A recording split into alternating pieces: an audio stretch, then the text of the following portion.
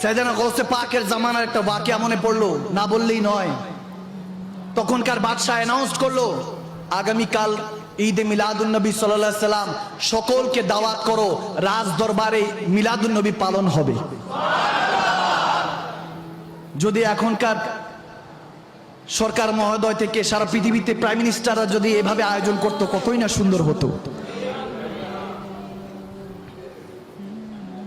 যখন বললো যে ঠিক আছে, সারা রাজ্যের মধ্যে অ্যানাউন্স করা হলো বাগদাদ শহরে আগামীকাল মিলাদুন নবী পালন হবে। গুনিয়াতুত তালিবিন সহ বিশেষ করে কাশফুল মাহজুব কিতাবগুলির মধ্যে এই ওয়াকিয়া এসেছে। এখন যখন দাওয়াত করা হলো, এক মা তার ছোট্ট মেয়েকে নিয়ে রাজ দরবারে পৌঁছে গেল, যে যেহেতু রসুল আরবির মৌলুদুন নবী পালন হবে, আমরাও তো রসুলের উম্মত। উপস্থিত হয়ে গেল। এখন ওখানের মধ্যে যারা গার্ড আছে তারা ধরে ফেললেন, প্রহরীরা বলে দাঁড়ান, আপনি কোথায় যাচ্ছেন? বলে ভিতরে তো আল্লাহ নবী সম্মান চলছে, মৌলুদুন নবী ঈদ মিলাদুন নবী পালন হচ্ছে, আমরাও যাব, যেতে দেন। তখন বলে যে ইনভাইটেশন কার্ড আছে আপনাদের কাছে, যেতে হলে ইনভাইটেশন কার্ড লাগবে, অর্থাৎ ওই কার্ডটা থাকলে আপনি পাস হতে পারবেন, যেতে পারবেন। বলে আমাদের কাছে তো নেই। বলে তাহলে ঢুকা যাবে না, চলে যান। ছোট্ট মেয়ে মার দিকে তাকিয়ে আছে, কি হচ্ছে বুঝতেছে না। মা মেয়েকে বুঝতে দিল না। বলে ঠিক আছে, সমস্যা নেই। মা তার মেয়েকে বলল চলো মা, ঘরে যাই, ঘরে গিয়ে আমরা আমাদের মতো পালন করি। মদিনাওয়ালা শুধু রাজপ্রাসাদে আসে না, কুড়ে ঘরেও আসে।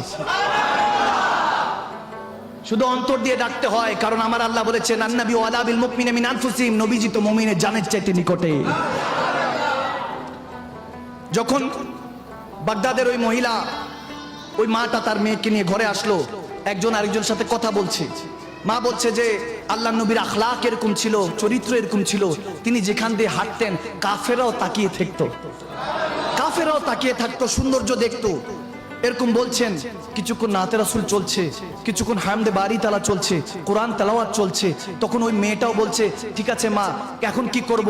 মা বলছে তুমি কিছু শানের সালাত পড়ো, আমিও কিছু নাতে রাসূল পড়ি, আসো এভাবে রাতটা কাটিয়ে দিই, সমস্যা নাই। যখন এভাবে শানের সালাত কালাম চলছে, সারা রাত চলছে। এরকম হওয়ার পর ফজরের আজান পড়লো। আজান পড়ার পর মা বলছে যাও অজুর ব্যবস্থা করো, আমরা অজু করে এখন ফজরের নামাজ একসাথে জামাতে আদায় করব। মেয়ে যখন গেল বাইরে, একটা চিৎকার দিয়ে দৌড়ে আসলো, এসে বলতেছে মাগো, কি যেন একজন সুন্দর চেহারাওয়ালা মানুষ দাঁড়িয়ে আছে, বুঝতেছি না কে এসেছে, কে এসেছে বুঝতেছি না মা, আমার ভয় লাগছে। মা দৌড়ায় গেল, দৌড়িয়ে গিয়ে দেখছেন ওখানের মধ্যে স্বয়ং গৌসুল আজম দস্তগীর, মাহবুবে সুবহানী, কুতুবে রব্বানী, সাইয়েদনা